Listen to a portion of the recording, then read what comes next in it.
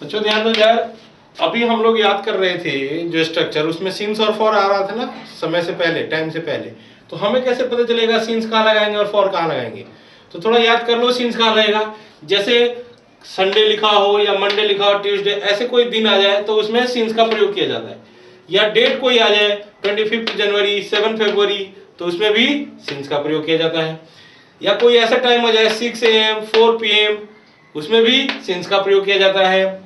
या 2 o'clock 7 o'clock, इस type से कोई भी नंबर आए, इस टाइप से अगर आता है टाइम, उसमें भी सिंस का प्रयोग किया जाता है।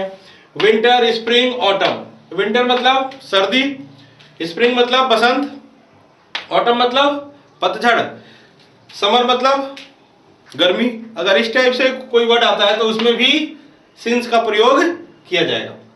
इवनिंग, मॉर्निंग, माई बर्थडे, ऐसे कोई अगर टाइम आ जाता है इवनिंग, मॉर्निंग, तो उसमें सिंस का प्रयोग करेंगे।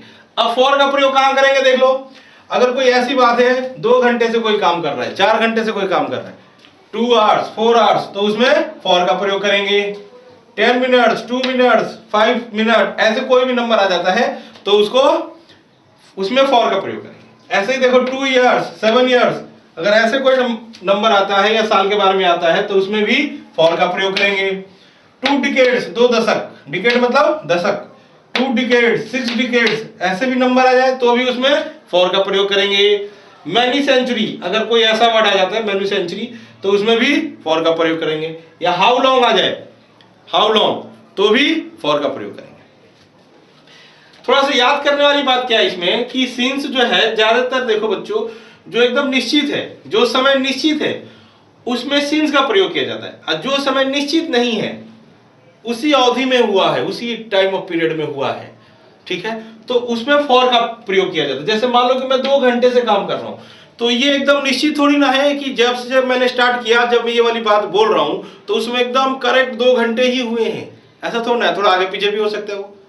लेकिन ये है पता है कि 2 घंटे से काम हो रहा है या चल रहा है, लगभग एक अंदाजा है इस पीरियड में काम चल रहा है।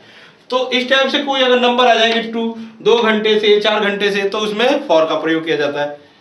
यानी थोड़ा सा ध्यान रखो कि एकदम अगर कंफर्म है टाइम पूरा निश्चित है एकदम, तब तो उसमें सिंस आएगा। अगर वो निश्चित नहीं है, जैसे कि कोई कहता है कि मैं 2 साल से इस काम को कर रहा हूं, तो जब उसने बोला क्या उसी समय 2 साल पूरा एकदम एक्यूरेट हो गया सही?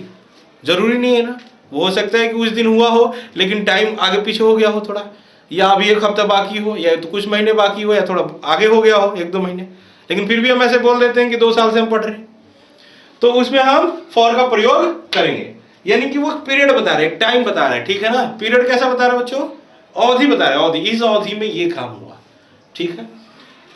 फॉर का प्रयोग देख लो, 2 hours 4 hours 10 minutes 2 minutes 2 years 7 years, इस टाइप से कोई भी नंबर है तो उसमें फॉर का प्रयोग करेंगे। 2 decades 6 decades, मैनी सेंचुरी या लॉन्ग टाइम, इस टाइप से कोई भी वर्ड आ जाए तो उसमें फॉर का प्रयोग करते हैं। इधर देख लो जरा, सिंस का प्रयोग कहां करेंगे?